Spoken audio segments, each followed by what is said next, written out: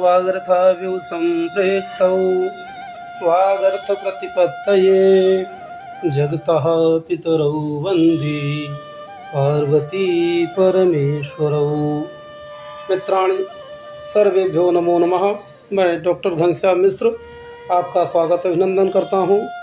मित्रों, आज आइए जानते हैं पितरों को श्राद्ध की प्राप्ति कैसे होती है। इस विषय में शास्त्र हमारे क्या कहते हैं।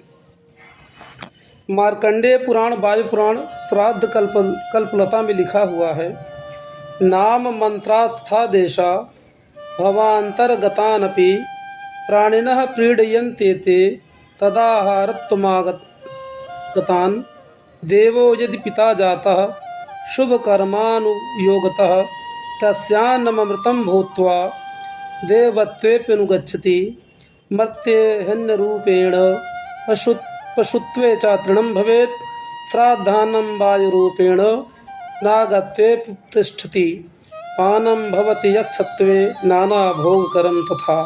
अर्थात यह जिज्ञासा स्वाभाविक है कि श्राद्ध में दी गई अन्न आदि सामग्रियां पितरों को कैसे मिलती हैं, क्योंकि विभिन्न कर्मों के अनुसार मृत्यु के बाद जीव को भिन्न भिन्न गति प्राप्त होती है।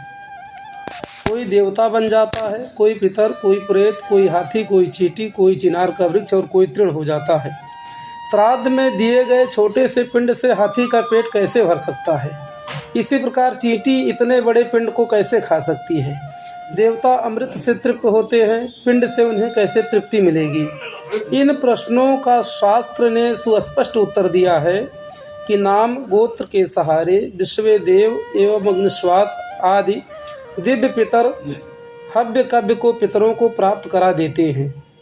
यदि पिता देव योनि को प्राप्त हो गया हो तो दिया गया अन्न उसे वहाँ अमृत होकर प्राप्त हो जाता है। मनुष्य योनि में अन्य रूप में तथा पशु योनि में तृण के रूप में उसे उसकी प्राप्ति होती है। नागादि योनियों में वायु रूप में, यक्ष योनि में पान रूप से तथा अन्य योनियों में भी उसे श्राद्धीय वस्तु भोगजनक तृप्तिकर पदार्थों के रूप में प्राप्त होकर अवश्य तृप्त करती है।